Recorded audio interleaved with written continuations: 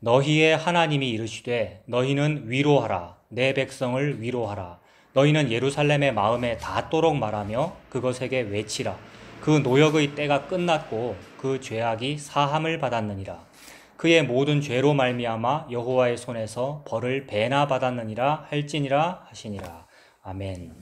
위로하라는 말씀이죠. 1절에 보면 위로하라 내 백성을 위로하라 두 번이나 지금 반복해서 말씀하시고 그 위로를 또 어떻게 해야 됩니까? 위로한다고 상대방은 한 개도 위로로 느껴지지도 않는데 나 이거 위로 맞아 나는 이게 너 사랑하는 거야 상대방은 지금 사랑으로 느끼지도 않는데 사랑하는 거야 라면서 막 사랑하고 막 쫓아다니고 막 맨날 문자 보내고 이러면 그걸 뭐라 그럽니까? 스토킹이라고 그러고 집착이라고 그러고요. 그러니까 그렇게 말고 위로해라 똑바로 위로해라 어떻게 해요? 마음에 닿도록 너희는 예루살렘의 마음에 닿도록 말하여 그것에게 외치라 귀에 들려지도록 마음에 닿도록 위로하라는 거예요. 이게 얼마나 아름다운 위로며 아름다운 상담인지 이런 상담 한번 받아보려고 여러분 정신과가 있는 것이고 상담 심리학이 있는 것이고 여러 가지 아름다운 그런 방법론들이 너무 많아요. 특히 목회하고자 하는 사람은 신학하는 사람은 상담하기 제 때는 선택 과목이었던 것 같은데 거의 필수인 것처럼 왜냐하면 목양을 해야 되고 신방을 해야 되고 대화를 해야 되고 사람 만나는 일이잖아요. 그렇게 보는 거죠. 뭐 하려고? 위로 두 번 하려고 위로하라 위로하라 내 백성을 위로하라 그냥 위로하지 말고 마음에 닿도록 조금 전에 우리 시작 전에 여러분 질문하셨습니다만 답을 안 주잖아요. 차 목사는요. 마음에 닿도록 보통 좀 질문을 하면 시원하도록 집사님 그죠? 이거 너무 궁금하고 답답해서 질문했는데 안 그래도 좀 몸도 좀 힘들고 코로나도 힘들고 복잡한 게 많고 질문했는데 다시 질문하잖아요. 제가 그게 뭔지 다시 한번 생각해 보라고. 그 고난을 다시 정의해 보라고 했었고, 위로가 뭔지 한번 생각해 보자 했었고, 막 그러잖아요. 그런, 위로가 안 되는 거죠. 그러니까 우리한테는. 그러니까 무언가 다른 종류의 위로를 말씀하시는 것 같다는 거예요. 기본적으로. 이제 위로하라, 내 백성을 위로하라 라고 하니까 일단은 생각 한번 해봅시다. 하나님의 말씀이니까 이 말씀은 누가 누구에게 누구를 위로하라고 그러는 겁니까? 이거 지금 누가 누구에게 누구를 위로하라는 겁니까? 하나님이 백성의 지도자들에게 백성을 위로하라고 그러는 거죠. 다시 한번 정리하면 하나님께서 지도자 누구예요? 왕, 제사장, 선지자 아니겠어요? 기본적으로 왕, 제사장, 선지자에게 유다 백성 위로해라. 더 확장하면 북이스라엘도 마찬가지겠지만 하나님의 선민을 위로하라. 그렇게 되는 거잖아요. 그렇다면은 왕, 제사장, 선지자는 뭐냐 하면 기름 부음 받는 삼중직이잖아요. 이거를 어려운 말로 그리스도라 그러죠. 어려운 말도 아니죠. 우리 다 아는 말이잖아요. 메시아, 그리스도. 그러니까 하나님께서 그리스도에게 자기 선민을 위로하라. 이렇게 되죠. 그럼 그 그리스도는 누구냐면 뭐 다윗 왕이니 여기는 히스기야니 우시야니 이런 사람들이죠. 또는 이사야 선지자니 무슨 선지자니 그다음에 제사장들 이런 사람들 또는 방백들 사사들 얼마나 많았습니까? 그 사람들에게 위로 좀 똑바로 해라. 집착하지 말고 스토킹하지 말고 헌금 뜯지 말고 위로 똑바로 하라는 말씀이죠. 전부 다. 그 다음에 나중에는 이제 사도들 제자들일 것이고 교회 지도자들 드릴 것이고 이제 그렇게 되겠죠. 이제 그렇게 보인단 말입니다. 기본적으로. 그래서 목사에게 하는 말이구나. 또 이렇게 되고요. 목사가 성도를 위로해야 되고 상담 잘해야 되고 신방해야 되고 설교를 해도 딜리버리를 잘해야 된다고 표현하거든요. 배달을 잘해야 되잖아요. 정말 맞는 말인데 들리도록 좀 얘기하고 감동을 줘라, 은혜를 끼쳐라 뭐 그런 얘기들이거든요. 근데 벌써 답이 나왔어요. 하나님은 지금 그리스도의 백성을 위로하라는 그 얘기니까 모든 말씀은 누가 이루십니까? 답 먼저 잠깐 말씀드리면 모든 명령은 예수님께서 이루시죠. 그래서 성경 읽을 때 항상 집사님 여기 보셔 생각해 보셔요. 성경 읽을 때 항상 모든 명령에 해당하는 말이 그 명령이 인간에 대한 명령이면 인간이 나잖아요. 나에 대한 명령이면 그 명령이 나를 죽입니다. 그래서 내 백성을 위로하라 차목사야. 이렇게 되면 이 명령이 차목사를 죽인다고요. 그리고 차목사와 함께하는 사람도 죽이겠죠. 아니, 뭐 나와 함께해서 이 뜻이 아니고 여기 있는 사람들을 죽일 거라고요. 왜냐하면 인간에게서 이 말이 안 이루어지거든요. 하나님의 말씀은 그 말씀이 이루어지지 않으면 죽음입니다. 근데 이루어지면 안식이고 행복이고 위로예요. 하나님 말씀이 안 이루어질 수가 있습니까? 하나님의 말씀은 반드시 이루어지거든요. 그래서 이사야에서 말씀했잖아요. 빗방울이 하늘에서 땅으로 떨어져 반드시 무언가 일을 하듯이 무슨 일을 합니까? 빗방울이 땅을 움푹 패든지 바위를 쪼개든지 아니면 뿌리 흡수돼서 나무가 되든지 이러면 반드시 일을 하고 돌아가는 거지 아무것도 못하고 말라서 그냥 증발하는 일이 없다 이랬단 말입니다. 하나님께서. 말씀이 그러하다는 거죠. 그래서 혹시 우리들 인생인 푸른 마르고 꽃은 시들지만 말씀은 영영하다. 반드시 이루어진다는 거죠. 그러므로 내 백성을 위로하라라고 명령을 했으면 그대로 된다는 겁니다. 그러면 명령이 이 땅에 육신이 되어 말씀이 육신이 되어 그대로 나타나서 그대로 다 이루어져 버린 사건을 보고 예수님이라 그런다고요. 우리 인간사회에 있는 위로나 인간사회에 있는 자유의지나 인간사회에 있는 고난들을 말하는 것이 아니라 예수님이 한 일이 고난이고 예수님이 한 일을 보고 의지가 강하십니다 이러는 거고 참 자유의지로 유혹도 안 받으시고 40일 광야 금식에 유혹도 안 받으시고 자유의지대로 참으로 잘하십니다 라고 하는 거고요. 예수님 보고 예수님을 보고 사람에 대한 위로이시군요 그러는 거거든요. 그러므로 예수님이 내 백성을 위로해요. 그러니까 하나님은 하나님에게 명령한 거고 하나님은 예수님에게 명령한 거예요. 명령하면 이루어져요. 그러니까 명령은 곧 계획이죠. 하나님께서 하나님 머릿속에 이런 개념은 없습니다만 하나님 속에 생각하면 그대로 이루어지잖아요. 이게 계획과 동시에 이루어지는 거니까 사실 우리식으로 말하면 계획하기도 전에 뭐가 완성되어 있는 상태죠. 이걸 보고 묵시라 그러잖아요. 그러니까 시공간이 있기도 전에 이미 다 완성된 거를 내 눈에 보이도록 펼쳐놓은 게 이 세상들이고 시공간들이란 말입니다. 그러니까 우리는 이해가 안 되는 거죠. 우리의 머리로 이해하려니까. 그리고 좀 이해 좀 해보려고 선악과 먹고 하나님처럼 됐는데 더 이해가 안 되는 거죠. 더 이해가 안 되니까 어떻게 해야 됩니까? 여호와 하나님 틀렸고요. 내가 하나님이에요 라고 하면서 내가 생각하는 여호와를 보고 여호와라고 만들어 놓은 게 종교 체계란 말이에요. 그게 조직 신학이고 바른 조직 신학도 있을 겁니다. 분명히. 저는 개혁주의자라서. 근데 인간의 그 조직 신학들은 다 한계가 있더라는 겁니다. 왜냐하면 맹인인 내가 더듬거려서 만진 하나님이니까. 나는 코끼리 발톱 보고 이게 코끼리네 이러고 있고 어떤 신학자는 코 보고 코끼리를 하고 있을 거고 어떤 신학자는 딴 데 만지고 있을 것이고 그럴 거란 말이에요. 다 한계가 있더라는 거예요. 그러므로 이 위로하라는 것은 답을 벌써 제가 얘기해 버렸어요. 예수님이구나. 그 예수님이 이루시는 거구나. 그리고 요거 하나는 좀 외워두면 편리할 것 같아요. 성경의 모든 명령문은 명령문이 아니고 서술문으로 바뀐다 이렇게 되는 거예요. 하라 명령이잖아요. 근데 이거 서술문으로 바뀐다고요. 한다 또는 하다 이렇게 바뀐다고요. 위로한다. 내 백성을 위로하네. 내 백성이 위로받네. 이렇게 서술문이 된다고요. 그럼 백성은 누구예요? 예수님이 믿어지는 자가 백성이잖아요. 여러분들이 예수님을 믿잖아요. 내 백성, 즉 나는 위로를 받네. 이렇게 된다고요. 서술문. 그러면 하라는 명령을 지키신 분은 예수님이 되고요. 그 명령이 지켜진 자리가 십자가였고요. 십자가에서 내가 명령을 다 지켰어 라고 하고 돌아가셨잖아요. 그 말이 다 이루었다 이렇게 되는 거잖아요. 그래서 예수님 안에서 요 말이 싹 모아지는 거죠. 예수님으로. 근데 우리는 그렇게 해석이 안 됐단 말입니다. 왜냐하면 내가 여호와니까, 내가 신이니까. 그래서 신을 열심히 신학으로 재단해 보는 것이고 책을 연구해서 문자로 공부를 해보는 거죠. 우리가 그거 다 필요합니다. 우리가 그래서 책을 읽는 거죠. 근데 공부를 했는데 그 공부는 전부 다 한계가 있더라는 거예요. 한계에 봉착하라고 책 주시는 거예요. 사실은 한계에 봉착하라고 문자를 주시는 거고요. 율법을 주시는 거는 한계에 봉착하라고. 나는 안 되는구나. 나는 이 명령을 못 지키는구나. 이 명령이 내 노력 한 개도 없이 명령이 서술문으로 바뀌는 은혜를 한번 경험하라고 자꾸 나한테 명령하는 거죠. 그래서 율법이잖아요. 율법은 전부 다 명령이잖아요. 근데 그 명령문을 읽고는 부수 조항까지 막 붙여가지고 수백 개의 조항들을 만들어내는 게 우리의 일이라고요. 원래 있는 명령도 다 못 지키면서, 여러분. 그래서 여러 가지 부차적인 거를 막 많이 만들어내는 일들이 우리의 종교였고 내 종교심이었고 우리의 활동이었습니다. 멀리 갈 필요도 없고 제가 그렇죠. 제가 뭐 청년부 맡고 이럴 때는 굉장히 재밌죠. 20, 30대 청년들하고 여러분 놀면 되게 재밌습니다. 신혼 때였는데 우리 집사람 만나는 것보다 우리 집사람 집에 기다리고 있는데 집에 안 들어가고 매 카페 돌아다니고 학생들하고 함께 놀고 막 신방하고 상담해주고 그야말로. 왜 했겠습니까? 전부 힘들다 그러거든요. 취업이 안 되고 뭐 애인이 없어요. 그러면 내가 도움이 됩니까? 한 개도 도움 안 돼요. 근데 도움 받았대요. 목사님과 대화하면 뭐 인생이 풀리는 것 같아요. 뭐가 잘 된, 뭐 인생의 힌트를 얻었어요. 다 뭐 받는 거예요, 나한테 걔네들이? 위로받는 거죠. 저는요. 저도 위로받는 거예요. 가서 함께 놀고 싶고 젊은 애 만나고 싶고 우리 집 사람한테 진짜 미안하지만 다 그랬단 말입니다. 그게 뭐냐 하면 그래서 한창 그때에 이런 게 있었죠. 응답하라 1994, 97이 먼저 있었나? 그거 다 생각나시죠? 응답하라 1997, 1994.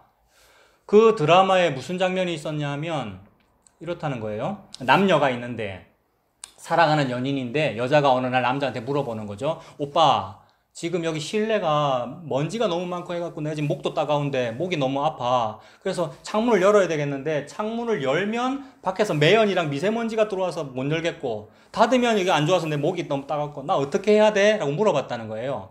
이때 남자는 뭐라고 대답해야 됩니까?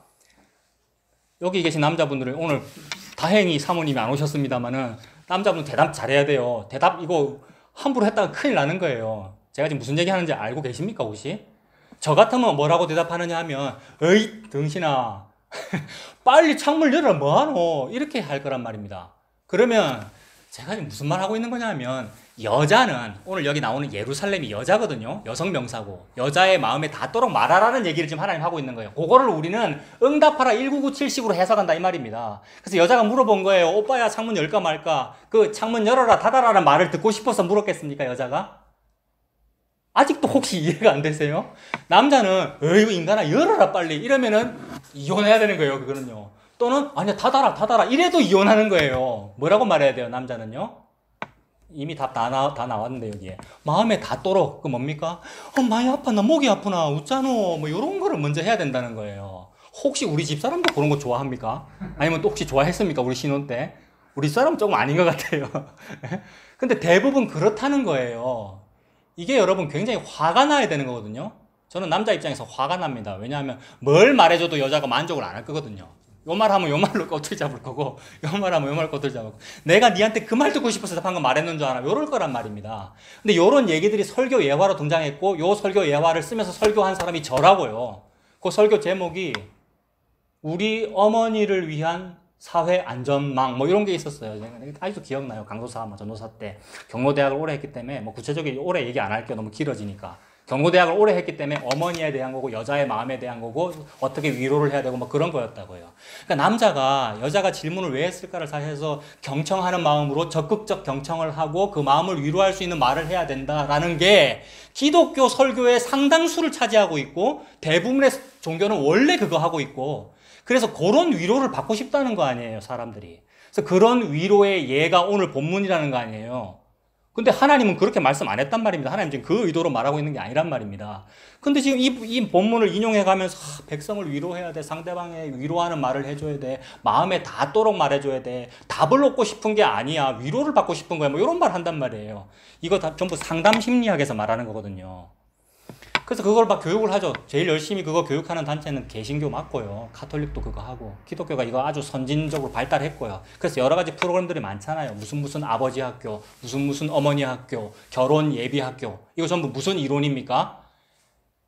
인간관계론, 뭐 처세술, 인간관계, 인간 유형 분석, MBTI 검사 이런 거 해보셨습니까? ISTJ. I일 것 같아요. E가 모르겠어요. 하여튼 이거 다 알죠? ESFJ 뭐 이런 거. 스펠링을 정확히 모르겠습니다만 I랑 E는 정확히 생각이 나네요. I는 뭡니까? 내성적인 인트라 이런 거겠지. 내성적인 거. E는 엑스트라 좀 외향적인 거. 뭐 이런 거 활달한 사람. 그거 왜 분석해요, 여러분? 대기업에서는 그거 왜 분석합니까? 그거 분석하는 과가 무슨 과겠습니까? 뭐 총무처가 하겠습니까? 뭐 경리과가 하겠습니까? 인사과가 해요, 인사과. 그거 왜 하는 거예요? 인사과잖아요. 인간 중심이라서 그러는 거란 말입니다. 개신교가 왜 있죠? 인간 중심이라서 그러는 거예요, 여러분. 저 개신교 사랑해요, 여러분. 예수님 믿어요, 저. 근데 그거 자체가 선악과 먹어서 있는 거란 말이에요. 그 앞에서 우리의 무슨 인간사나 우리의 어떤 고난이나 우리의 의지나 우리의 믿음이 있음과 없음이 아무 의미가 없네요. 이렇게 되는 거예요. 이게 이제 막살하라는 말인데 진짜로 막살란 말은 또 아니에요, 이게. 하나님 앞에 붙잡힌다는 말이고. 그분의 손 위에 다 있네요라는 맡겨짐이라는 의미이지. 그래서 아무것도 아니네요. 왜냐하면 나는 아가야니까 아빠 아버지 앞에 안겨있는 뭐 그런 거네요라는 어떤 안심 이런 거란 말이에요. 근데 그 안심이 안 되니까 내가 MBTI 검사를 해야 되는 거예요. 그래서 요 사람과 요 사람 이렇게 매치시켜야 인사 이동이 잘 되고 이래야 기업이 효율이 올라가 뭐 이런 거란 말입니다. 청년 때 진짜 MBTI 많이 했습니다. 그때는 이제 살짝, 아직 모르지만 살짝 이 반항심이 올라오던 때라서 이따위 거를 왜 하노? 이러면서 했단 말이에요. 위에서 시키니까. 나는 항상 아이가 나오더라고요, 여러분. 뭐 아이 같아 보입니까? 내성적으로 보입니까? 그런 게 이제 이런 본문들을 가지고 막 그렇게 하는 거예요. 근데 그래도 그런 거는 조금 그래도 좀 고상해 보입니다. 그러니까 어떤 좀 형이상학적인 걸 좀 추구하잖아요. 인간의 유형을 분석해서 뭔가 조금 뭐라 하죠? 그런 거를 서로 위로하는 말을 나누도록 하기 위하여. 아까 말씀드린 무슨 아버지 학교, 무슨 어머니 학교, 이거 다 뭐예요? 그동안 권위적으로 살았던 아버지가 그 회사 있죠? 뭐뭐뭐 아버지 학교. 그 학교를 수료하더니 어느 날 아들, 딸과 대화가 잘 되고, 아내와 대화가 잘 되고, 이런 거는 약간은 형이상학적인 거라고요.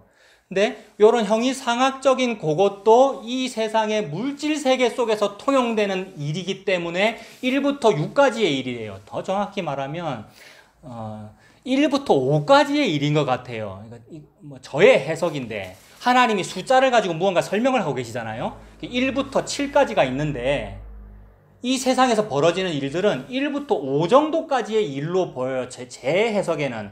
이게 이제 일, 월, 화, 수, 목, 요일이거든요. 그 다음에 금요일이잖아요. 금, 토. 토요일은 구약에서 안식일이고. 그러니까 광야 생활할 때 만나가 안 내려오는 날이에요. 그러면 뭐 먹고 살아야 됩니까?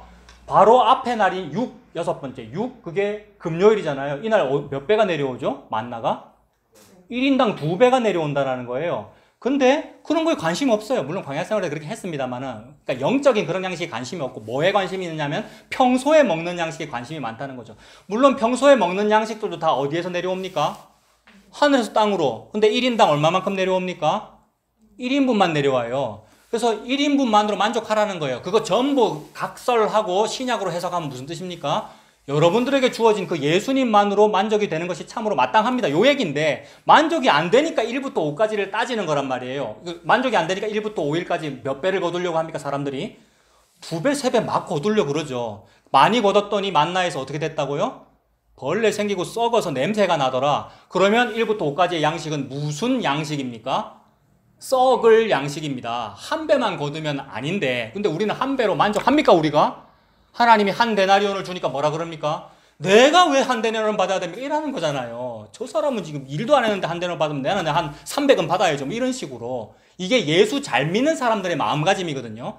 잘 믿으니까 새벽 기도도 했고, 잘 믿으니까 철야 기도도 했고, 잘 믿으니까 헌신 봉사를 많이 했기 때문에 내가 상급을 받아야죠. 요게 예수 플러스 알파를 받아내겠다는 거잖아요. 이걸 보고 썩을 양식이라 그런다고요. 근데 방금 제가 말씀드린 이 예수 잘 믿는 사람들이 하는 이런 행위가 나쁘게 보이겠습니까? 실제 현장에서.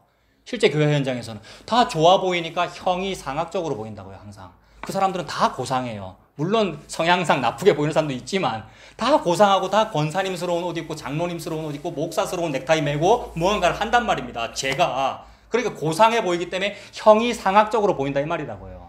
근데 하나님께서 볼 때는 니들끼리 아무리 형이 상학이라고 해도 그거 형이 하악하고 똑같네 이렇게 보시는 거예요. 그래서 바리새인들은 돈을 좋아하는 사람이라 이러잖아요, 예수님이. 바리새인은 항상 형이 상학적으로 삽니다. 근데 돈을 좋아하는 사람이래요. 돈은 뭔데요? 물질. 한마디로 형이 하악이죠. 그러니까 형이 상학적인 거나 형이 하악적인 거나 1부터 6 또는 1부터 5까지의 일이면 전부 똑같다. 그걸 보고 똥 이렇게 하는 거예요. 썩을 양식. 근데 하나님은 썩을 양식을 위해서 일하지 말고 썩지 아니할 양식을 위해서 하라. 썩지 아니할 양식이 요한복음의 말씀, 예수님 말씀이잖아요. 썩지 아니할 양식이 숫자 6에 내려오는 2배 내려오는 그 양식을 말하잖아요. 왜 그래요?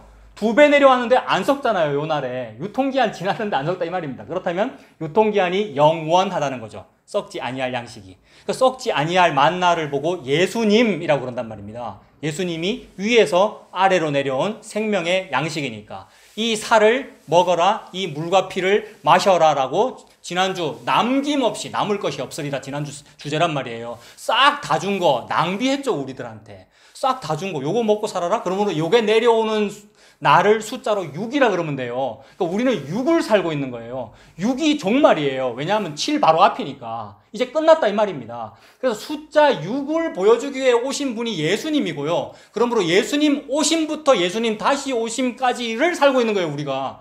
이게 종말이에요. 그 종말이 종말되면 영원이에요. 이 7이잖아요. 그래서 7에 가서 먹으려고 여기서 예수님을 믿은 거죠, 우리가. 거 가서 믿으면 안 돼요. 늦어요. 하나님께서 시공간을 그렇게 표현하시는 거예요. 그래서 우리가 여기에서 예수님 믿는 게 2배예요. 그러니까 2배 받은 거예요. 그래서 예수님 믿잖아요, 우리가 지금. 그 2배로 받았으니까 많이 받은 거죠. 근데 아직도 나는 적게 받았어요. 나는 왜 이렇게 힘들어요는 아직 뭔가 잘 모르는 거죠. 누가? 차경민 목사가 신학을 했는데 MBTI로 청년을 위로하려고 하는 거는 요걸 모른다는 말이에요. 이 위로를 모르기 때문에 취업이 안 돼서 많이 힘들지 이러고 있는 거예요. 취업 되든가 말든가 노가다 해라 이러면 돼요, 여러분. 아닙니까? 여러분 아들, 딸에게 말이에요. 이거 현실이에요. 아들, 딸한테는 달리 말하거든요, 여러분들 전부 다. 나도 내 아들, 딸한테는 달리 말하거든. 전부 팔이 안으로 굽어가지고 우리가. 그러니까 위로를 모르는 거죠. 네 예수님 믿나? 네 받을 위로 다 받았다. 그 예수님 믿어라. 최고란 말이에요, 이게. 영원의 양식, 썩지 아니할 양식을 받은 거란 말이에요. 그 말하려고 지금 하나님 이 말씀하시는 거예요, 지금. 내 백성을 위로하라, 요 말은. 내 아들 예수가 너를 그렇게 2배로 위로하고 있지? 왜? 너 벌 2배 받았으니까.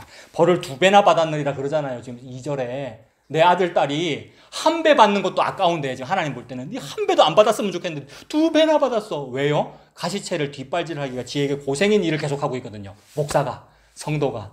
그래서 안타까워서 네 벌 2배나 받았다. 노역의 때가 끝났다. 이렇게 말해서 2절에. 노역의 때가 끝났다는 말은 무슨 말입니까? 70년 포로생활 다 했다는 뜻도 되고, 그 다음에 50년, 49년, 50년 희년이 되었다는 말도 되고, 49년, 50년 동안 노예 생활을 했으니까 희년 때는 어떻게 됩니까? 희년이 오는 제7월에 나팔 불어요. 7. 기억나죠? 방금 얘기한 거. 7월이라고요, 또. 그러니까 날이 월로 확장되는 것이고 49년, 50년 년으로 확장되는 거예요. 똑같은 얘기를 반복을 하고 있는 거라고. 49가 왜 반복입니까? 77에 49니까. 77이니까. 그래서 49 오순절이 있는 것이고요. 아, 뭐가 내려온다는 얘기구나. 2배로 오순절, 성령 강림 이 말이잖아요. 그래서 이게 1부터 6까지고 6을 의미하는 것이고 7에 속죄일이 있고요. 7월에. 그러니까 양력이나 음력은 아닙니다. 그들의 달력으로, 유대인의 달력으로 1월이 6월절이 있는 신년 1월이고 그대로 쭉 흘러가가지고 7월이 속죄일이에요. 그러니까 나팔절이 있어요. 7월에. 그 다음에 7월 10일인가 제 기억이 안 나는데 나팔 불어요. 그죠? 양각나팔. 그 나팔 소리 왜 들리게 합니까? 전국에. 이 소리를 듣거든 노예 해방시켜라 이 말이란 말이에요. 그러므로 하나님 지금 2절에서 나팔 불고 있죠. 노역의 때가 끝났다. 나팔 불었잖아요. 2절에. 노역의 때가 끝났다. 49년 됐다. 50년 됐다. 요 말이라고요. 요 말씀을 하신 분이 예수님이에요. 나사렛 회당에 가가지고 이 말씀이 오늘날 너의 귀에 응하였느니라 이래 버렸잖아요. 그 말은 예수님이 와서 지금 나팔 불었다 이 말입니다. 끝났다라고. 니들 벌 2배 받고 있어. 지금 안 받아야 될 벌을 뭐 이러는 거예요. 왜냐하면 벌은 지금 내가 다 몸에 짊어졌으니까 이렇게 되잖아요. 내가 어깨에 다 짊어졌는데 왜 네가 앞에 가서 지고 있니? 내 뒤로 와. 요 말 했다 그랬죠. 이 지지난주의 본문이잖아요. 누구한테? 베드로한테. 내 뒤로 온나? 이런 거잖아요. 예수님께서. 그래서 그렇게 막 위로받고 싶고 또 목사는 성도한테 위로를 하고 싶어서 막 신방을 하고 관심을 가지고 합니다만 물론 그렇게 해야 되죠. 자기 양떼에게 마음을 둬야 되니까. 근데 양떼에게 마음을 두는 목자 장은 예수님입니다. 그다음에 양떼는 목사 네가 양입니다. 차목사가 양이고 여러분들이 양이고. 그래서 예수님이 우리를 위로하고 계신다는 말이죠. 그 위로가 싫으니까 이제 다른 위로가 좋은 거예요. 아들이 아빠 집에 살면 늘 위로를 받고 있는 겁니다. 그죠? 아빠가 내한테 아무것도 안 해주는 것 같아도 이미 보호를 받고 있는 거거든요. 그죠? 아버지의 울타리 아래 아들이 있는 거잖아요. 근데 위로로 안 느껴진단 말이에요. 남의 집에 아들이 더 좋은 거 많이 먹는 것 같고, 선물 많이 받는 것 같고, 또는 우리나라는 꾸질꾸질하고, 나 외국에 나가서 살고 싶은데 해서 아버지 상속재산 좀 미리 주이소라고 하는 게 우리란 말이에요. 그럼 그게 둘째 아들이잖아요. 탕자. 근데 상속재산을 미리 달라는 거는 그 뭐냐 하면 그게 뭡니까? 아버지 돌아가시고 나서 받아야 되는 건데, 그죠? 땡겨받는 거니까 패역한 자식이잖아요. 이런 자식은 원래 그 신명기 율법에 의하면 돌로 쳐 죽여야 하는데, 아버지가 그러지 않아요. 아버지가 줘요. 그죠? 아버지가 분깃을, 돈을 나눠준단 말입니다. 그러니까 아들은 이미 매일 아버지 집에 살고 있는 그것이 아버지로부터 위로를 받고 있는 거다. 그러니까 참된 양식을 먹고 있는 거다라는 것을 인정하지 않기에 돈 달라 그러는 거죠. 그 다음에 미리 달라고 그러는 거고. 요게 다 뭐냐 하면 썩을 양식을 달라 그러는 거잖아요. 물론 아버지는 자식이 썩을 양식 달라 해도 좋은 양식을 줍니다. 그러니까 요거는 좀 더 설명이 필요한데 좋은 양식을 주기 위해서 썩을 양식 먼저 줘요. 요런 개념도 돼요. 그래서 좋은 거 주려고 고난 허락하신 거 맞아요. 아까 고난과 연결하면. 그게 좋은 거예요. 합해서. 너무 우리 중심으로 지금은 힘들지만 나중엔 나아질 거야. 이럴 필요도 없어요. 여러분 7전8기 정신이잖아요. 이렇게 되면. 그게 아니고 그냥 막 사는 겁니다. 지금 살고 있는 이게 하나님이 주신 위로의 전부거든요. 그리고 위로를 보여주려고 이런 여러 가지 현상들이 펼쳐지는 거거든요. 근데 아들 입장에서는 뭐냐 하면 뭐 달라고 그러는 거냐 하면 뱀 달라고 그러는 거고 돌멩이 달라 그러는 거잖아요. 근데 아버지는 뭐죠? 뱀을 달라 해도 오히려 생선 주고 그죠? 떡을 주고 그래서 결국 가장 좋은 걸 주시는데 가장 좋은 건 뭡니까? 성령님이에요. 성령님. 사복음서에 보면 가장 좋은 거를 주신다고 했는데 제가 이제 복음서 또 기억이 안 나는데 어느 복음서에는 가장 좋은 걸 주시지 않겠느냐 이랬고 또 어느 복음서에는 성령님을 주시지 않겠 이랬단 말입니다. 그러니까 성령님을 말하는 거죠, 위로가. 근데 아들 입장, 즉 우리의 입장, 신자라는 우리들은 항상 뭐를 달라고 요구하는 거냐 하면 쥐엄 열매를 달라고 그러는 겁니다. 쥐엄 열매. 그러니까 탕자는 우리가 전부 탕자고 죄인이기 때문에 항상 하나님 앞에 기도하는 게 뭐냐 하면 쥐엄 열매 달라고 기도하고 있는 거예요. 근데 본인은 쥐엄 열매 달라고 기도하는지 모릅니다. 그래서 그런 의미에서 아까 집사님이 질문했던 거 그런 의미에서 그런 기도하지 말아라 라는 말이 줄이면 기도하지 마세요 이렇게 되잖아요. 그런 의미에서만 맞는 거예요. 왜냐하면 우리 기도가 전부 쥐엄 열매 달라는 기도니까. 근데 그 기도를 열심히 하는 사람을 옆에서 겉으로 보면 그 사람이 형이하학적으로 속물처럼 보이겠습니까? 아니면 고상하게 보이겠습니까? 아까 다 설명했는데 약간 어려울 수도 있죠. 고상하게 보여요. 왜냐하면 단어를 형이하학적인 단어를 쓰지 않거든요. 좋은 말로 하나님께 상급을 원합니다. 그 상급은 돈이나 뭐 그런 거 아니고요. 정말 하나님 나라를 현신 봉사하고 싶고요. 이런 식의 단어들. 그게 이제 탕자가 처음부터 내가 좀 잘해보려고 그래요. 막 드러내놓고 욕심을 말하거나 이러지 않는단 말입니다. 근데 마음속에는 뭐냐 하면 재산 다 모아가지고 멀리 타향에 가서 허랑방탕하여 창기와 놀아나고 싶어서 그런 거잖아요. 그 창기와 함께 놀아나고 친구와 함께 맛있는 거 사 먹고 하는 일들도 전부 쥐엄 열매라는 거거든요. 근데 본인은 쥐엄 열매라고 절대 생각하지 않죠. 왜냐하면 유대인이기 때문에. 유대인은 쥐엄 열매 안 먹거든요. 왜냐하면 유대인이 볼 때 이방인이고 이방인이 키우는 돼지고 돼지가 먹는 쥐엄 열매란 말입니다. 하등이고 저 밑에 거기 때문에 생각도 안 하는데 사실은 그거 맨 나중에 가서 이제 먹게 되는데 쥐엄 열매를 그것도 겨우 못 얻어 먹는데 처음에 달라고 했던 그 돈도 요 사람한테는 쥐엄 열매면서 본인이 모르는 거잖아요. 근데 그런 식으로 복음도 생각해요. 사람들이 여러분 교회 골라다니는 우리가 그런 거예요. 울산, 마산, 기장 오늘 안 오셨네요. 왜 안 오셨을까? 더 말은 안 하겠지만 여러분 진짜 예수님에게 위로를 받아야 되는데 다른 위로를 찾느라고 우리가 찾아다니는 거 아닌지 유튜브를 봐도 그렇고 내가요. 여러분도 다 그렇고요. 그게 쥐엄 열매를 바라는 거기 때문에 그렇다는 거예요. 복음을 우리가 찾아 듣습니다만 내 귀에 즐거운 복음이면 쥐엄 열매 달라고 그러는 거예요. 근데 본인은 몰라요. 왜 모르겠습니까? 다른 사람은 다 기복신앙인데 나는 복음인데요. 내 십자가를 찾아서 여기도 싫고 여기도 싫고 여기도 싫고 여기가 좋아서 왔는데요 라고 하게 되기 때문에. 근데 하나님은 그거 다 안다는 거예요. 니들 가짜라는 거를. 그래서 에스겔서에 써놨단 말입니다. 여러분이 가짜고 차목사가 가짜라는 거를 에스겔서에 써놨다고요. 이거는 제가 이미 설교를 벌써 많이 진행해 버렸는데 이거는 초반에 할 얘기인데 다시 한번 보세요. 이거 에스겔서 보고 넘어가겠습니다. 에스겔 33장 30절.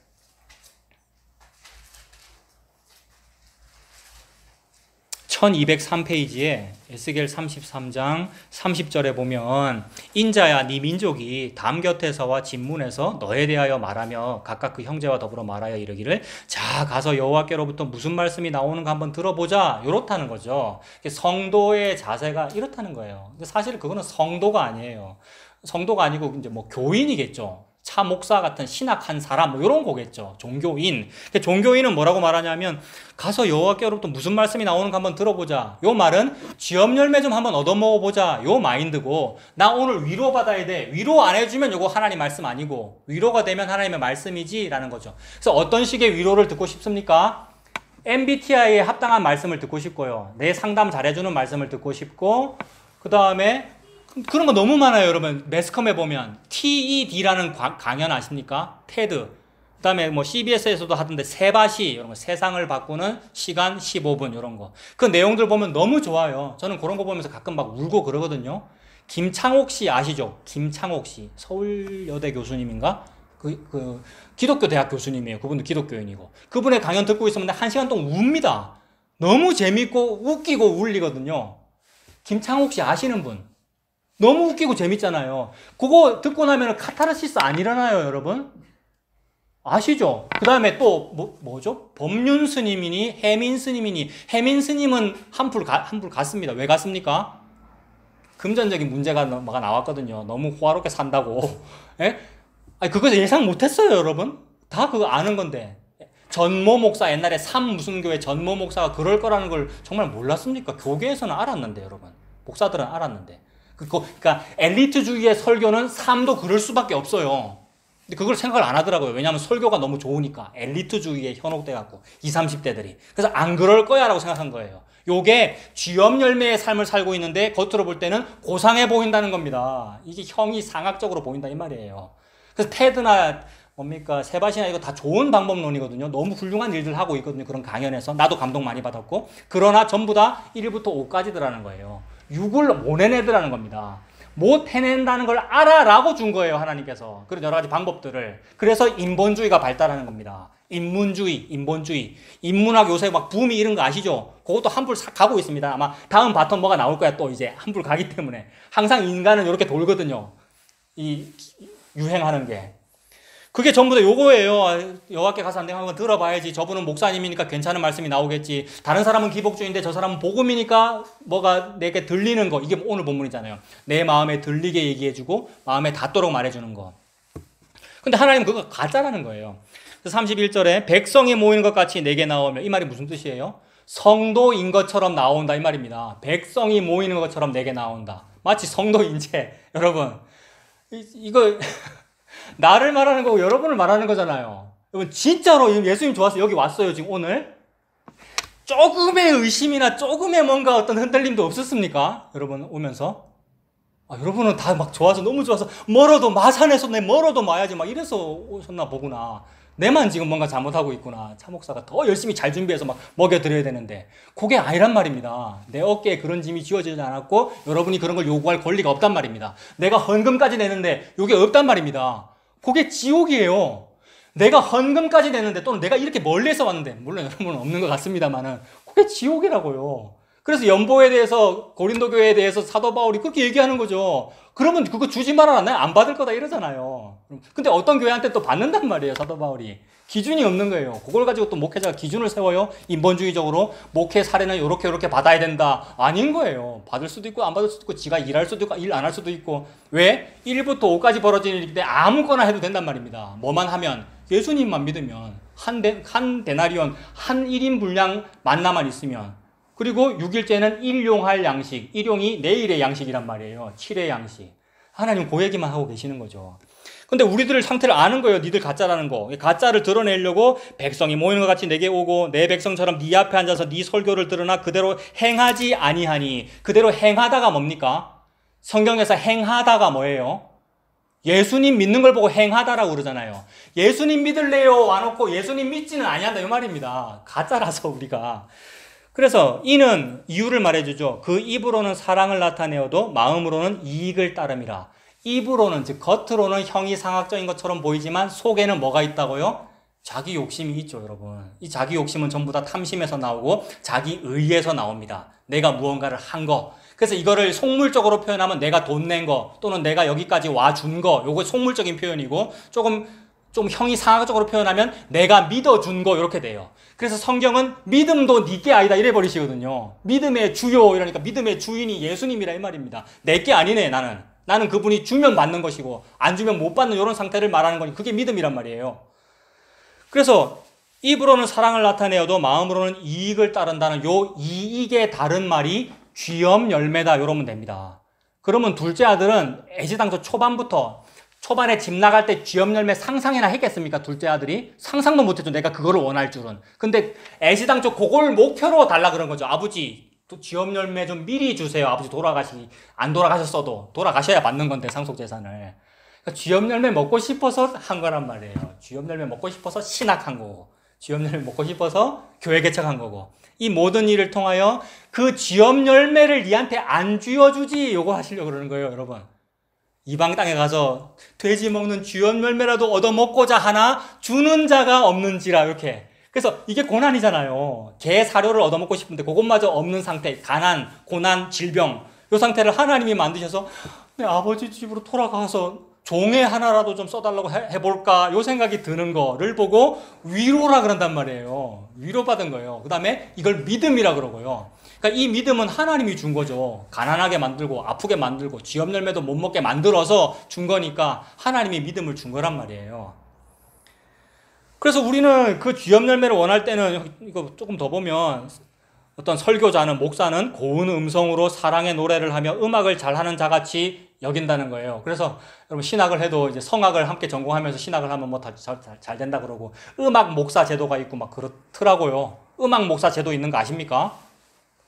있으면 안 되는 건 아닙니다. 근데 뭐 음악을 잘한다든지 아니면 김창옥 씨 같이 뭔가 언변이 좋다든지 사람을 울렸다가 웃겼다가 한다든지 이러면 그게 설교가 더 잘 이루어질 거라는 생각이, 청중이 쥐업 열매를 원하고 있고 수요자가 쥐업 열매를 원하고 있고 공급자가 쥐업 열매를 주고 싶어 하기 때문에, 이게 이 땅에서 지금 만나 하나 받았는데 2배, 3배 더 받고자 하고 2배, 3배 더 주고자 하는 노력이란 말입니다. 이 모든 노력을 썩을 양식을 위하여 일한다 그러시는 거죠. 지금 일하고 있잖아요. 제가 양복 입고 넥타이 메고 막 땀 흘리고 열심히 공부하고 우리가 다 일하고 있고, 그게 전부 다 썩을 양식을 위해서 일하는 거구나. 그러지 말고 썩지 아니할 양식을 위하여 일하라. 예수님 믿는 걸 말하죠. 그 예수님 믿는 그 일은 뭐냐면 예수님이 십자가에서 죽고 부활하는 게 일입니다. 그러므로 예수님이 죽고 부활하는 그 일 때문에 성령님이 내한테 내려오시는 거, 그게 내가 일한 거죠. 성령을 충만히 받은 거. 이게 만나 2배로 받은 것이고요. 이게 예수 믿은 거란 말이에요. 그러면 영원의 세계에 가서 살 수 있어요.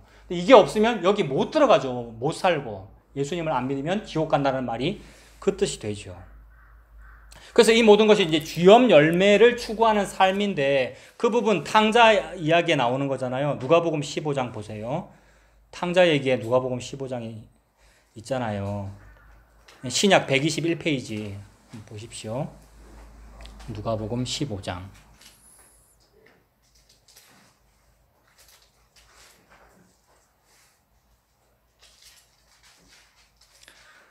누가복음 15장에 예수님이 계속 비유를 말씀하시지 않습니까? 11절에 보면 또 이르실 때 어떤 사람에게 아들이 둘이 있는데 그 둘째가 아버지에게 말하되 아버지여 재산 중에서 내게 돌아올 분깃을 내게 주소서 하는지라. 아버지가 그 살림을 각각 나눠줬대요.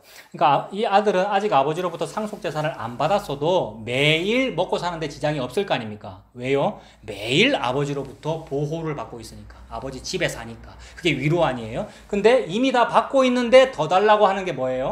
2배, 3배 만나 거두는 일이죠. 1부터 5까지의 일이란 말이에요. 이게 썩을 양식입니다. 그래서 지금부터 썩는 일만 나옵니다. 허랑방탕이잖아요. 그래서 13절 그 후 며칠이 안 되어 둘째 아들이 재물을 다 모아가지고 먼 나라에 가서 거기서 허랑방탕하여 그 재산을 다 낭비하더니 다 없앤 후 그 나라에 크게 흉년이 들어 그가 비로소 궁핍한지라. 썩어가고 있죠. 썩는 삶이에요. 우리의 삶이. 비로소 궁핍한지라 가서 그 나라 백성 중 이방인일 거 아니에요. 이방인 중 한 사람에게 붙여 사니 그가 그를 들러 보내어 돼지를 치게 하였는데, 이방인이다라는 표현과 돼지라는 표현 전부 다 유대인 앞에 굉장히 더러운 표현이죠. 가증한 표현이고, 우리가 그렇다는 거죠. 우리가 돼지랑 친하게 지내야 되는 상황이고 돼지고기 먹어야 되는 상황이고, 돼지고기도 아니지 돼지가 먹는 사료 먹어야 되는 상황이다라는 것을 하나님 표현하시는 거죠. 16절에 그가 돼지 먹는 쥐업 열매로 배를 채우고자 하되 주는 자가 없는지라. 이에 스스로 돌이켜 이르되 내 아버지에게는 양식이 풍족한 품꾼이 얼마나 많은가. 나는 여기서 줄여 죽는구나. 요거 깨달은 게 너무나 복이죠. 일평생 요게 안 느껴져가지고 여러분 다들 떵떵거리고 산단 말이에요. 일평생 아버지 집이 행복한데 아버지 집에는 종이라도 먹을 게 많은데, 이 뭐예요? 주의 전에서는 참새도 새끼들 보금자리를 얻는데 요거를 모르면 우리가 뭘 원하겠습니까? 투자를 잘해서 판교 어디에 LH 어디에 뭘 했으면 미리 좀 딸받기를 해놨으면 잘 될 건데, LCT 몇 층을 어떻게 좀 했으면. LCT가 난리라면서요 여러분. LCT 해운대 있는 거 아닙니까? 그거 시작부터 뭐까지 전부 다 총체적인 비리 뭐라면서요. 근데 나도 그거 안 하고 싶어요 여러분. 안 들키면은. 거기 어떻게 좀 잘했으면 거기 한번 개척하면 성전이 아마 어마어마할 건데 별로 그런 상상 안 하시는구나. 예? 그런 생각이 안 들고, 그러니까 LCT 그런 생각만 평생 드는 거, 그 예수 믿는 사람이 얼마나 많을까요, 그 안에? 해운대 그 부촌에 예수 믿는 사람이 얼마나 많을까요? 왜냐하면 거기 초대형 교회가 있거든요, 거기에. 전에도 말씀드렸죠. 기장에, 저기 고리에 원자력 발전소 근무하면서 집은 해운대에 사는 게 꿈인 게 우리 청년들이었다고요. 기도 제목을. 그 출퇴근하기 좋고, 직장 튼튼하고, 집은 해운대 센텀시티에 살고 싶고. 평생 그 생각이 들어요. 그거 이제 예수 믿으면서. 그래서 예수님 믿고 기도 많이 해서 그걸 따내고 싶다는 거죠. 근데 어느 날 이게 전부 허무하네요. 그리고 그게 안 따내죠, 나는. 나는 LH가 안 되고 나는 뭐 투기가 안 되고 해도 실패하고 자꾸. 그 드러나서 이 만천하에 드러나서 나의 범죄 행각이 드러난 상태가 복이라고요. 지금 LH 직원이 뭐 진짜 했는지 잘 모르겠습니다만 어떤 그런 범죄가 있다면 그 범죄가 매스컴에 드러났으면 너무 복이라고요. 이거 복받을 기회라고요. 그래서 이 생각이 드는 거잖아요. 돌아가면 다 통회 자복하면 내 죄 이거 다 지었다고 다 얘기하면은 먹을 거는 먹을 수 있잖아. 요 생각이 든 거란 말입니다. 개 사료도 지금 못 얻어 먹으니까 이게 지금 위로받기 시작하는 거예요. 근데 면목이 없거든요. 면목이 없으니까 미리 대사를 준비하죠. 아버지한테 가서 아버지 만나자마자 무슨 말을 해야지라고 미리 대사를 준비한단 말입니다. 미리 대사는 왜 준비합니까? 자신감이 없어서 준비하는 거예요. 제가 항상 ISTJI라 그랬죠. 그래서 너무 내성적이라서 중국집에 전화할 때마다 대사를 준비했거든요. 전에 한번 말씀드렸는데 떨려가지고 저쪽에서 여보세요 라고 했을 때 떨려가지고 대사를 써놨단 말이에요. 짜장면 두 그릇, 짬뽕 한 그릇 요거를. 근데 여보세요가 아니고 무슨 다른 말이 나오면 대사가 꼬여요. 내 예상치 못했던 이게 무슨 상태인지 아시죠? 이게 웃으시는데 집사님이다 이 말입니다. 나다 이 말이에요. 내가 이 땅을 살아가는데 그만큼 나약하다. 왜요? 쥐업 열매를 안 주니까. 그래서 대사를 준비했어요. 아버지 앞에 만나면 아버지 내가 하늘과 아버지께 죄를 지었나이다. 나를 품꾼의 하나로 보소서. 근데 얘는 품꾼이 아닙니다. 왜냐하면 아들이거든요. 아빠가 낳았거든요. 아빠는 오매불만 기다리고 있었거든요. 게다가 집에서 기다린 것도 아니고 어디서 기다렸습니까? 이거 여기 다 아시죠, 여러분? 20절에 보면 20절에 이에 일어나서 아버지께로 돌아가니라 아직도 거리가 먼데 이거 너무 유명한 거라서 다 외우고 있죠. 옛날 성경에 아직도 상거가 먼데 요 표현. 아버지는 나와 있어요. 아버지가 왜 나와 있을까요?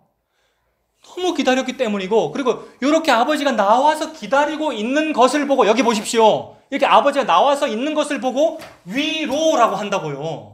근데 어디 감히 아들들끼리 위로를 하고 있어요. 물론 해야 돼요. 여러분들끼리 상담하고 서로 형제자매끼리 사랑해야 됩니다만은 내가 하는 거는 아무것도 아니구나가 밝혀져 버리는 거예요. 왜요? 개 사료 조금 주워 먹다 보면 밝혀지는 거예요. 그래서 위로는 뭐냐면 아버지가 맨날 상거가 먼데 나와가지고 이래 보고 있는 것을 보고 두 글자로 위로라고 한다고요. 아버지는 이 위로를 하기 위하여 마을 사람들한테 돌 맞아 죽었습니다. 그게 예수님 십자가거든요. 왜 돌 맞아 죽느냐 하면 집 앞에 나와서 동구 밖 멀리 나와서 이만큼 나왔다는 말은 뭐 저의 해석으로는 성문 어기쯤 나왔다 이렇게 볼 수 있어요. 보아스 룻 그 상황에서의 룻기의 그 성문 뭐 이런 개념이 다 뭐냐면 재판석, 그다음에 많은 증인들을 불러서 함께하는 어떤 공회 자리, 뭐 결혼식장 이런 의미란 말이에요. 아고라, 광장 뭐 이런 의미, 공적인 자리란 말입니다. 그 신명기 율법에 보면 21장인가 그래요. 이건 제가 그냥 말씀드릴게요. 신명기 21장의 율법에 보면 아비 부모를 거역하는 자식이 있으면 그 아비는 그걸 숨기지 말고 반드시 성문에 가서 마을 장로들을 모아놓고 마을 사람들 모아놓고 동네 사람들 좀 들어보세요. 우리 집 요 아들이 지금 내 죽지도 않았는데 분깃을 달랍니다 라고 얘기를 다 공개하고 그러면 마을 사람들은 돌로 쳐 죽일 찐이라고 되어 있거든요. 근데 이 아빠는 지금 아들을 사랑한단 말이에요. 그래서 가만 놔뒀다가는 돌로 쳐 죽임을 다 가기 때문에 미리 자기가 나와 있는 거 아니에요. 다른 사람 오기 전에. 혹시 이 아들이 어느 날 집으로 돌아올 때 마을 사람들이 먼저 발견하면 돌로 칠까 싶어가지고 아버지가 먼저 보려고 성문 앞에 동구 밖에 나와서 보는 거란 말입니다. 보자마자 아버지가 어쩌죠? 아들은 막 준비한 대사를 막 뱉고 있는데 아버지요 내가 뭐 죄를 어쩌고 짜장면 두 그릇 주세요 요 말을 하고 있는데 아버지가 덥석 앉는 것을 보고 위로라고 그런다고요. 덥석 안아서 덮어야죠. 옷 입히고 가락지 끼우고 막 덮어가지고 내 품에 안아서 남들 안 보이게 해야 되죠. 왜냐하면 검사가 돌로 쳐 죽일 거니까 율법이 돌로 칠 거니까 그러므로 이 율법이 명령이면 우리는 죽는다고요. 근데 위로한다 서술이 되어 아버지가 옷으로 덮어버린 거, 아버지가 안아서 집에 가자라고 집으로 들어간 거, 그 집이 지성소, 성전, 보이지 아니하는 교회, 새 예루살렘 성이란 말이에요. 그래서 이렇게 덮는 것을 보고 위로라고 한다는 거죠. 그럼 내 백성을 위로하라라는 이 말은 아버지가 지금 백성을 위로하시는구나. 예수님이 자기 아내를 위로하는구나. 그래서 예루살렘이 여자라 그랬지 않습니까? 그녀의 마음에 닿도록 말하라. 예수님이야말로 참된 멋진 남자로서 정말 백마탄 왕자보다 너무 멋진, 옛날에 결혼 상담할 때 늘 그런 얘기 했단 말입니다. 자매들 보고 백마탄 왕자를 아직도 기대하느냐고. 근데 그게 진짜 백마탄 왕자는 예수님이고요. 예수님이 자기 아내를 그렇게 위로한다는 말이죠. 그래서 뭐 그런 노래도 있잖아요. 지난주에 우리 아들하고 애하고 그런 얘기 했는데, 그 타이 어 옐로우 리본 뭐 이거, 그러니까 팝송인가 그런데 옛날 노래인데, 오래된 떡갈나무에 노란색 리본을 달아주세요, 이런 노래 있지 않습니까? 그 내용 아세요? 그러니까 사랑하는 두 남녀가 있었는데 남자가 어느 날 죄를 지어서 뭐 징역 한 5년 살았단 말입니다. 5년 살고 이제 출소하는 날이 되었는데, 그 남녀가 살던 그 마을에 소문 다 돈 거예요. 마을 사람들이, 저 여자 애인이 남자가 범죄자래. 근데 뭐 내일 모레 출소한대.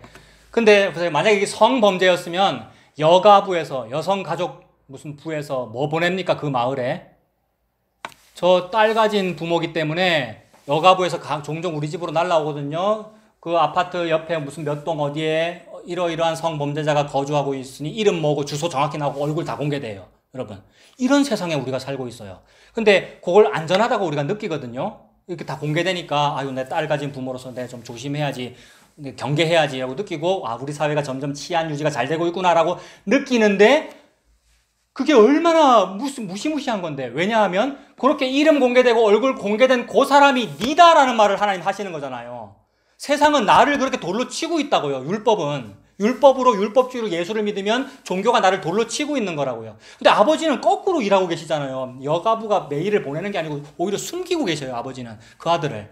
그래서 그 남자가 출소해가지고 이제 고향으로 돌아가는데, 돌아가기 전에 미리 편지를 쓰죠. 이 팝송 내용이에요. 자기 애인한테, 내가 돌아가는데 혹시 여전히 나를 사랑한다면 우리가 늘 함께 놀았던 그 오래된 떡갈나무에 노란색 리본 한 개만 좀 매달아줘. 이렇게 미리 편지를 보낸 거죠. 그러면 내가 버스 타고 이제 지나가다가 그 정류소 앞에 있는 떡갈나무에 노란색 리본이 있으면 내가 거기 내리고, 없으면 그냥 나 다른 데로 가서 안 내리고 다른 데 가서 다시는 고향으로 돌아오지 않을게라고 편지를 썼단 말입니다.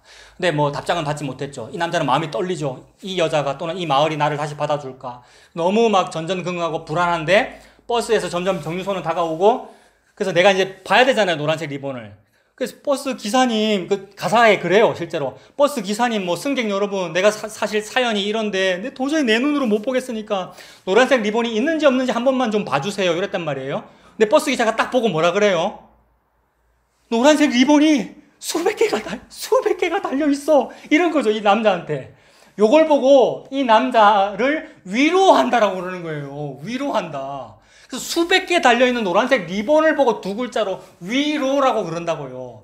그 애인이 남자를 받아들여준다, 또는 그 마을이 남자를 받아들여준다. 그 전과자에 대한 정보가 다 공개되었음에도 불구하고 그 옆집에 사는 사람이 그 전과자를 받아들여준다. 여러분, 이런 걸 보고 위로, 우리는 받아들여줍니까?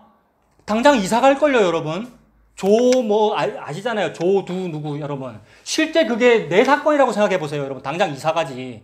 근데 그보다 더 심각한 건 내가 그 사람이잖아요. 내가 이 버스 탄 그 범죄자고, 내가 이 탕자고. 그러므로 우리끼리 지금 내가 위로해야지, 내가 목사니까 성도를 잘 위로해야지의 타령을 할 일이 아니고, 와, 리본이 수백 개가 달려있다는 얘기군요. 예수님이 십자가에 달렸군요 라는 얘기잖아요. 이걸 보고 위로라고 한다는 거죠. 그러므로 하나님께서 지금 저와 여러분을 위로하고 계시니, 그 위로만이 위에서 아래로 2배 내려온 만나, 즉 종말의 만나, 이 만나 먹고 사는 게 우리의 삶이고요. 이 예수님 믿고 사시는, 이 위로받고 사시는 저와 여러분들 다 되시길 바랍니다.